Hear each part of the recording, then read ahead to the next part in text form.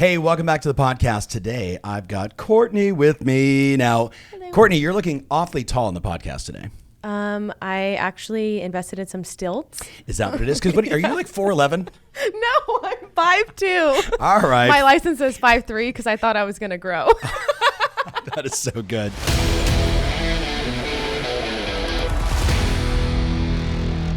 If you follow me, you know that Courtney helps me with all my social, and I've asked her to be on the show today because I know every person listening right now or watching wants to do a better job connecting with people, growing their base, and ultimately, let's just call it just expanding their trust amongst the people that are on their phone, on all these different apps. So we did a mastermind a couple weeks ago. We had over 2 days, about 45, 50 people in the room between the two events. 2 days, yeah. They were all these mega successful rock star team leaders, and every one of them's like, Tom, I want what you got. I need Courtney. Like that's the secret, right? That's how I'm going to grow my reach and become like social famous. Yeah. And we know that's actually not the case. Not true. I'd love for you just to break down for us some of the things you shared with that group so everybody in our world can get some insight from you on how do they touch more people via social. Yeah. I think the first thing is having a strategy. That's like the main overarching concept, is that you need to have a strategy, a plan in place of like what your goals are for your social, what your goals are at the end of a quarter, at the end of a year, and what you're reaching for. The main goal, right? Of like, is it following? I would say, give us an example. Yeah. Like, is it following? Is it engagements? Do you just want to get your name out there? Like, what is your real goal? I know a lot of people are driven by like the followers. That's what you think. But if you have, let's say 2,000 followers and you're getting great engagement, is that not enough? Right. Like these people are. And you can buy followers. Like you see can. these people that buy followers, and you're like, then you go in and you're like, okay, you have all these people, like, and everyone comments, but like they have, most of those followers have like one person that they're actually following, and it's that person. Yeah. Like it's a little funky. So I think followers, I would take off. I would go with engagements. Yeah. But if it wasn't just engagements, what else would you look for? I mean, could somebody be as bold as to say, quarter over quarter, I would like to sell 4 houses from Instagram, 4 houses from Facebook. Could you go that deep? Yeah, but the main thing is setting up that goal, right? Is like, what is the goal of social for you? Right. Are you on it just because everyone else is on it? You should have some sort of strategy in place as to why you are on social. Is it to touch more people? Is it to sell more homes? Like, what is it? Yeah. And I think that's where... Please don't have it be just so you can post your listings to placate your sellers, because nobody ever comments or likes or does. Like, I look at these pages of people, just agents with just listing after listing after listing and nothing else. No. Well, think about it. Put yourself in the seller's shoes or the buyer's shoes, whatever. When I go to your page, you already sold that house. Why do I need to look at it? Right. Like you want to see what they're doing day to day. You want to see what they're into, their interest. Like that's when you start to build. All right. You're going into the action. So step 1 is strategy, have a goal. Yeah. What's step number 2? Well, I can go a little further into the strategy because a strategy isn't just the goal. That's not just one thing. It's putting in place, like, how often are you posting? What channels are you posting on? Do you have a geo-tagging strategy of every 4 posts we're tagging Orange County, every 5 posts we're tagging Los Angeles? Do you have a hashtag strategy? Right. So we have different blocks of hashtags. If my post is about travel, I use these 3 blocks. If my post is about this, you need to really map out everything so you can track it. Can an individual agent do this? I think so. It's one of those things where you can always have outreach, right? You can get help for this. Yeah. Social media is huge now. Huge. Yes. Like, I didn't go to school for social media. I think a lot of people think that it's like a degree that you get, like, social media management. Like, it's not. It's something that you learn. It's a task that you over time. It's an art. Exactly. It's a skill. Yeah. And I think that there are a lot of people that are interested in it, that are in school and have figured out, okay, I can't get a degree in social media, but I need to get a degree because my parents want me to get one, you know, that a lot of people are willing to an internship or they want to have a chance, and if you can ask someone, hey, can you put together a strategy for me? I'd like to see what it looks like. Like, then from there you can have help. Yeah. I think it's actually important for the agent listening to say, these are my goals. 'Cause I remember, Jim Marks, who passed away a couple years ago, he, in like 2008, he was like, hey, you should get on Facebook. Right? And I was like, okay, good. And I'm like, why? And he's like, because everybody's there. And even like in 2008, not everybody was there. But like, we knew eventually everybody would be there. So he's like, well, what's your goal? And I'm like, I want 100,000 followers. And he actually like just laid into me. He was like, he's like, that's stupid. It's not about the number of followers. It is only about engagement. So the person listening right now, you may say, like to your point earlier, I want way more people, right? That will come with time. If your content is good and you keep doing what you're supposed to be doing and you follow all the hacks, you'll win. But I really think it is about engagement. So when you went from engagement, you went right to frequency, channels, geotagging, hashtag strategy, because all those things are going to help me engage with more people. So break down frequency. How often, let's just say they're just going to do Facebook and Instagram, because I can technically do that from one app. What's the frequency you recommend, and what are the buckets of content you recommend? So when you're starting to come up with, I guess, your strategy around frequency, you need to have some sort of like content bucket so that you're not every day trying to figure out what type of content to come up with. Right. Like let's say a bucket is mindset. So content that falls around mindset. So it could be quote cards that are about mindset. It could be a video of you talking about mindset. Like, so when you're going to create content, you know, okay, I don't have enough mindset bucket content. Right. I need XYZ content. Like, I recommend having at least 5 buckets of content. It could be mindset, shows, day in the life, behind the scenes. And so when you're creating that frequency of content, I would think of 2 to 3 posts within those buckets, you know, a week. And in terms of frequency. So actually, I'm going to interrupt. You know me well enough. I interrupt all the time. No. I'm thinking for the agent listening right now, if they did behind the scenes, they did around town, they did day in the life, which is like, this is what my life actually looks like. Not what you see on $1 Million Listing, but like, this is me at 11:30 at night. The good, the bad, like right? writing offers and like working on my business.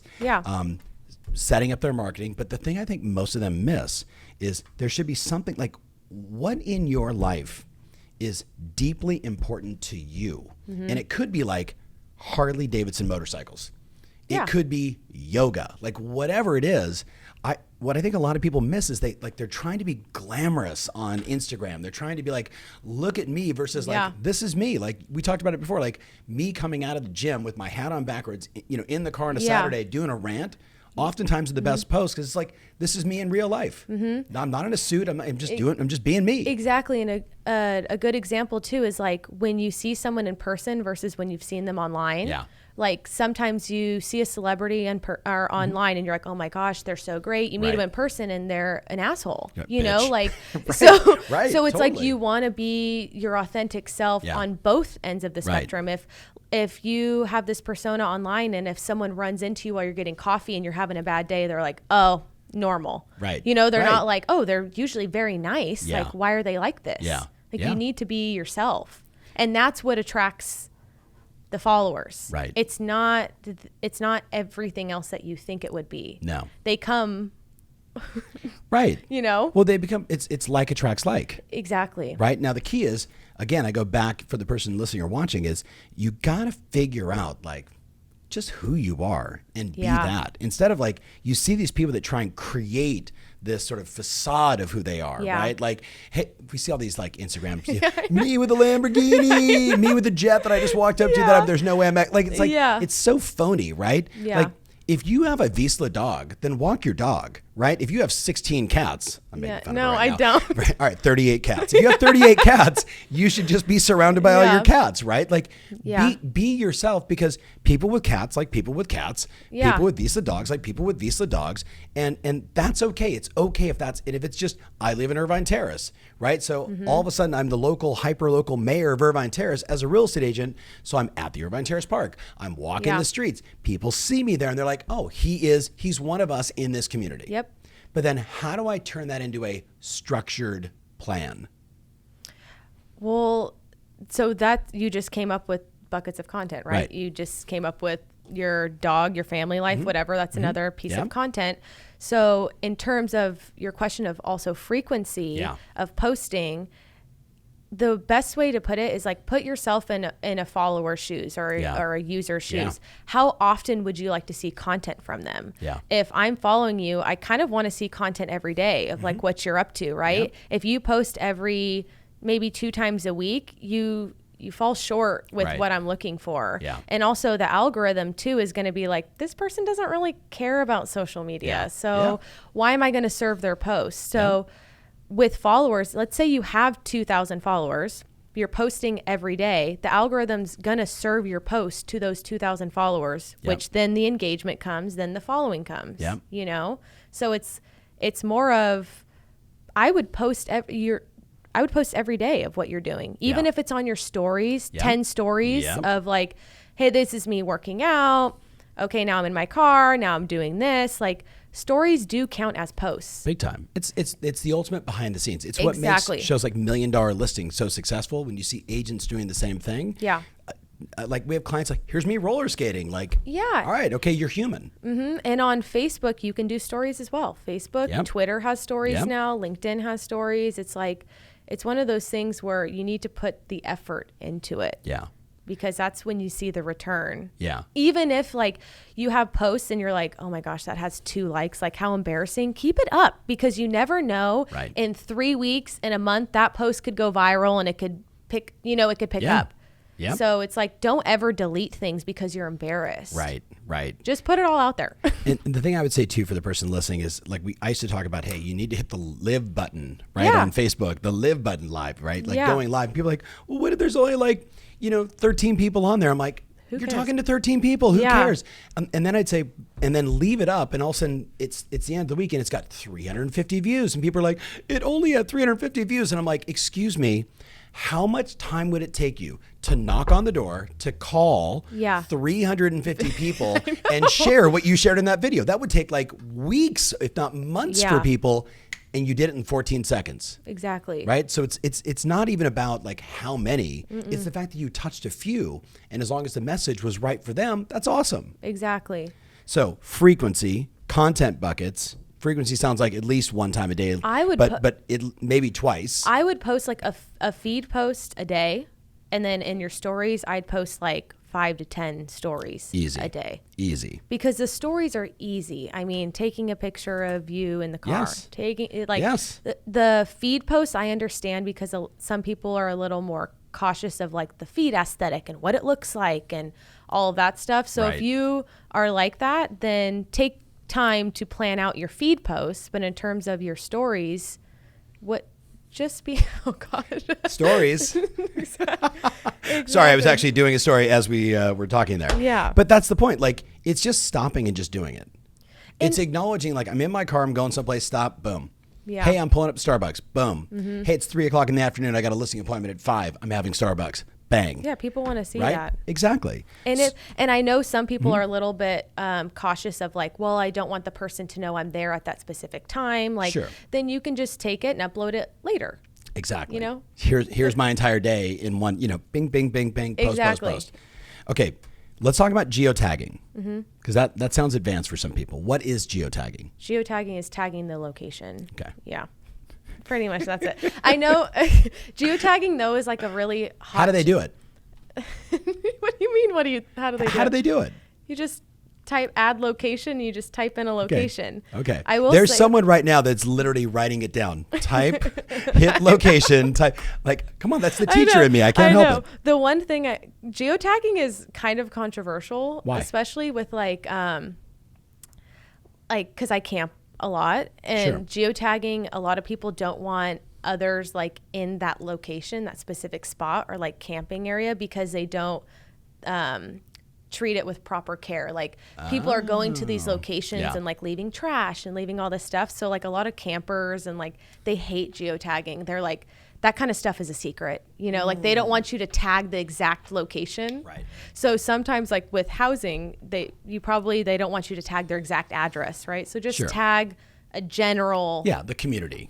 Yeah. Right. Orange County when you actually live in Mission Viejo, or, Yeah, okay, that makes sense. Because some people are very Especially some of these campers that are like tired privacy. of you and your husband making a mess. It's like a privacy thing, you know? Have a conversation with Miles about his messiness in these places. That sounded very personal, just for the record. Okay, hashtag strategy. You shared the waterfall hashtag strategy at that mastermind, and I watched people taking notes like crazy. Yeah. First of all, maybe give the person that doesn't really understand why hashtagging is so important, like why is it important, and then maybe share the strategy. Yeah, hashtagging is important because it's another avenue for people to see your post. A lot of people hashtag because when you click on the hashtag, it'll send you to that. I mean, all posts that are under that hashtag, and it could be something of interest to you. Yep. So a lot of people should be using multiple hashtags, not just like one or two hashtags, because you want to be able to spread your post across multiple hashtags, if that makes sense. Right. So how much time are people searching for hashtags? I do all the time. Okay. To be honest, like if I'm going to a new restaurant or if I'm going to a new location, I'm that type of person that likes to like know before I go there. And so I'd look at hashtags to see what it's like. Or if I'm going to a new location, like let's say I'm going to Mammoth, I'd look up hashtag Mammoth and I could see recent posts of like, okay, the weather says it's 70 degrees, but these people are posting and it's raining, or like it gives you another avenue for how that location or that specific post is doing. I'm super curious about that. Like I know I search hashtags, right? Yeah. And then I follow certain hashtags as a strategy for like knowing what's going on in the world, the things that matter to me. And I'm just curious, like it'd be fun for us to get some data on that to like actually be able to say to people, the percentage of people that are searching hashtags are X. Because then it really, like we see the impact. Yeah, well, you can see like on Instagram, on your Insights tab, you can see how many people found your post from hashtags. Right. So that person literally was looking up hashtag Tom Ferry, and that's how they found it. Yeah, or hashtag real estate coaching, or hashtag homes for sale in Atlanta, right? Yeah. Like whatever that is, that's how they're finding them. And when it comes to like a hashtag strategy, you shouldn't just be tagging things that you think are popular, right? Like if your post isn't about real estate, don't be posting hashtag real estate and your stuff is going to get lost anyways. But it's like you want your everything to be cohesive, right? That the post relates to the geotag, relates to the hashtags, like everything is cohesive. Yeah. So it's not like I look up hashtag chocolate and I see your listing. Right. You know what I mean? Right. Exactly. Yeah. That would be weird. It's just weird. But what's great. So again, the post, the hashtag, and the geotag all being cohesive. And just to be clear, like if you've never done, that takes like 4 seconds. Oh my gosh. Yeah. Right. It's not a complicated thing. It's location, right? Like I do it all like I'm in Dallas. Yeah. Every now and then you're like, he's in London. Right.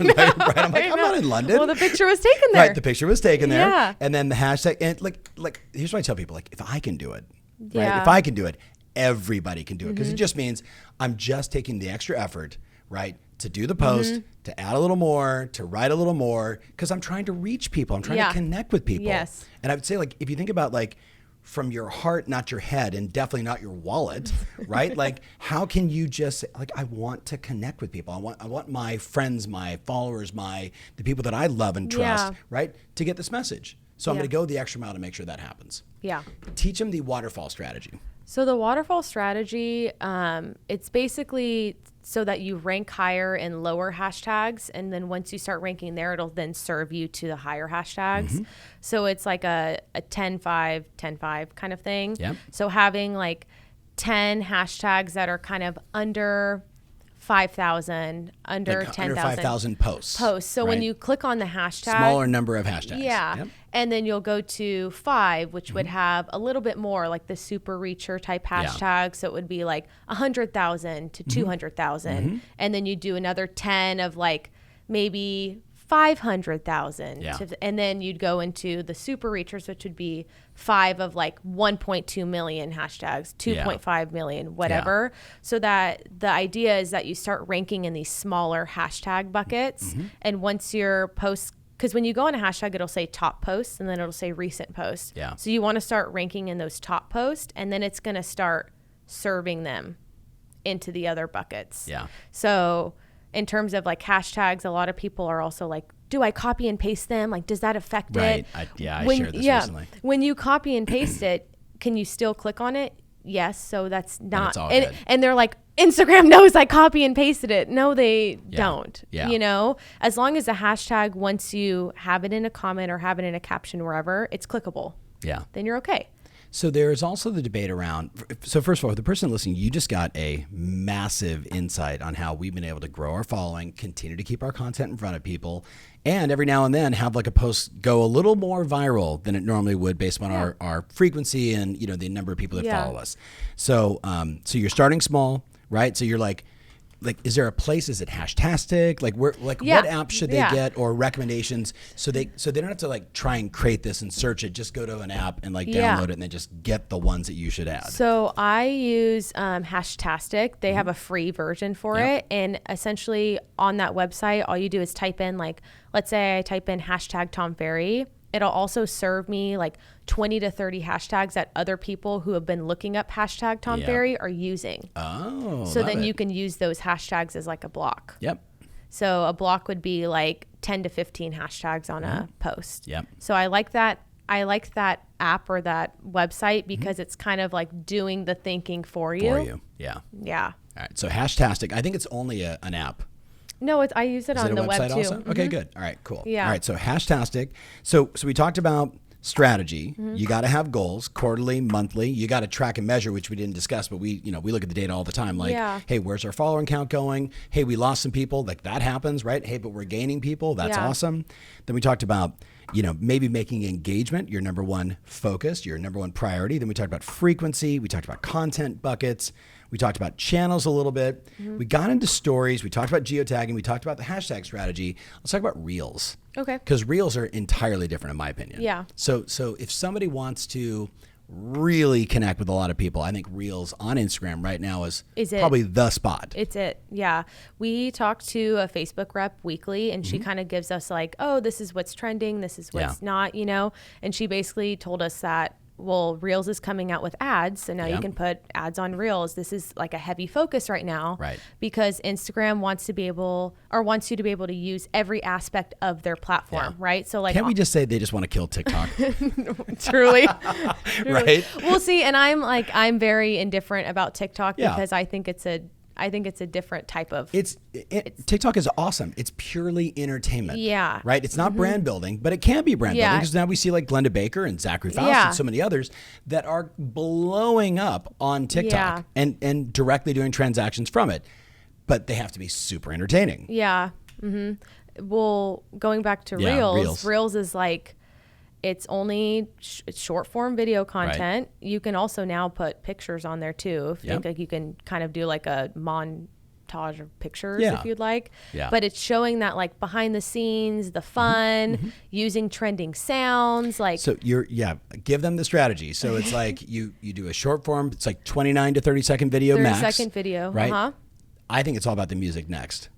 So you can type in on Google trending Reels songs and it'll give you a list of them. The reason why you want to use those songs is that you can have the song very low too. Like you can turn down the audio on the song to like 7. So it's just barely playing in the background. But so your video shows up under that song when people click on it. Bingo. So song, and then what about text? The text, I would always put text on the video. I've seen it perform so much better than if you don't have any text at all. Yeah. And I think that's just because of like SEO picking up on it. And also a lot of people use their phones, in an office and they don't play the sound. Right. So they want to be able to read the text on there. Yeah. And the thing is like in Reels, you can create all this on the platform. Like you don't have to go to a video editor. No. And it's so simple. Yeah. It step by step. Okay, you've uploaded the video. Now, do you want to add text? Do you want to add a video? Add some music. Yeah. Right? Yeah. It's very easy. So if you went back and looked at the content buckets, should they follow the same strategy? Like here's some behind the scenes, here's day in the life, here's me doing my work, right? Here's me with my Vizsla dog. I don't have a Vizsla dog, by the way, but my brother Patrick does. But so do you want to show all 5 of those? Would you do all 5 in a row? Or would you kind of go, here's a couple of this side of my life and a couple of that side of my life and a couple of this side of my life? What would you recommend? Well, I would try it all. It's like, it's one of those things where you really do need to test it because your audience could be different than my audience. True. You know, like I could be posting behind the scenes stuff on my page, but my followers don't like it, but I post it on your page and they like it. Yeah. It's all about your following. Yep. You need to look at your insights because that's when you'll figure it out. Not everyone is the same. Yeah. Because some people will say, well, this worked really well for me. You try it, doesn't work well for you. Yeah. Do you think it's okay for agents to literally go onto Facebook and say, you know, what content are you most interested in? Or what are the, like, maybe they'd ask the question maybe differently, right? But they might say like, you know, what are your concerns, worries, fears about housing? You know, what do you think? Because then you get from your customers what's on their mind. Then you go create content. Yeah. You're speaking directly to their ambitions, their fears, their desires. Yeah. What are your thoughts on that? Well, I know. So yes, to that. And another thing is some people think, well, I don't have enough followers to get that response, right? Like no one's going to respond back to me. Then start sending DMs to your followers. Right. And ask them, be like, hey, hope you're having a good day. I'm creating content right now. I was really curious. XYZ, what's interesting to you? Yeah. Like reply with A, B, C, D, what's interesting. When you think about your home, right? When you think about, you know, living in your neighborhood today, like what matters most to you? What are you excited about? What are you fearful about? Like, give me the scoop. Yeah. If you're not getting the engagement by you posting it on your story, then go out asking for it. Yeah. You know, and sending a DM is so easy. Right. People are going to respond to it. Right. And it could lead to a further conversation with someone. Yeah. You know? Yeah. What about, so we do a lot of like Q&As, right? Where I'll just, you know, like, hey, I'm getting on an airplane, ask me a question. Like, and you see it because you're like active on my page. Like I get a lot of questions. Yeah. Should agents be doing that? Yes. Okay. Yeah. Okay. 100%. I was giving you a softball. Yeah. I was hoping you were going to say yes, right? Like, hello. No, yeah. Yeah. Why not? Right. You know, why questions not? about the market, questions about home prices, questions about what's, you know, whatever, buying a house, like what questions, even if you get like one or two questions, what I pick up on when I'm doing this. So thank you, every one of you that's ever answered or asked a question there. Yeah. What it gives me is deep insight on what's on your mind. Yep. And when I get like 14 questions in a row, essentially that are like, I'm at 25 sales. I want to go to 80 sales. What do I have to do? Hey, how do I get my first listing? How do I build my team? You start to see like, okay, people are really interested in these 6 or 7 things. Yeah. And then I'm like, hey, let's go film some content just on that. Yeah. And at the same time, I also love it because I'm helping people. Like I'm seeing some of the best agents on the planet and people I've never engaged with ask a question that I get to directly say, Courtney, oh my God, hey, this is what you should do. Boom, boom, boom, boom, boom. Yeah. Right? And I think over time too, you start to really find the themes. Like right now for your content, you do the Ask Me Anythings. There's always at least 10 to 15 new agent questions. Right. Always. Right. Yeah. You know, so we know that our content, we should have some sort of new agent content. A bucket just for that. Yeah. Because and over time we've started to see that, theme. So it's like, you need to stick with it. Right. Even if initially you're not seeing the results you want, they will come. Yeah. Yeah. You know, that right there is a mic drop because when I look back at like starting my YouTube channel in 2007 and then my next one in 2009, starting on Facebook in 2008, and literally my wife would like walk in and she's like, what are you doing? You're spending all day at your computer and you're talking to people on Facebook? Like, really? And I was like, baby, I'm not talking to people. I'm talking to clients, friends, and potential clients around the world. I was doing that in 2008. Yeah. Right? I was like, this is like my version of prospecting, right? Like I'm just, hey, Courtney, how's your business? What's going on? And you get in these conversations back like when it felt like you could do that all day long on Facebook and like, and everybody actually saw what was going on versus the news feed being a million miles an hour. But I know making that decision early on, like if you care enough and you want to connect with people, like you just got to do it differently today. And that's really what we're talking about right now. The different things you have to do. Exactly. And from you doing that back in 2007, there's still people now in 2021 that are like, I remember when Tom responded back to me, he's such a good guy. Or like, you know, people remember that kind of stuff. Like they'll always remember how you made them feel. Bingo. You know? Bingo. All right. So we got to bounce. But I hope you got some, well, I know, I'm going to take hope out of this. I know you got some value. You're probably going to listen to this 6 or 7 times, probably going to send it to your marketing director and say, please listen to this. So Courtney, thank you again for being on the show as always. I should have got a photo of the apple boxes that are suddenly making you taller than me. Yes. I'm really not that short. Yes. But hey, give us a comment. Let us know what you think. And thank you so much for being a part of the podcast and listening to all of our fun stuff. We wish you a great day and we'll see you soon.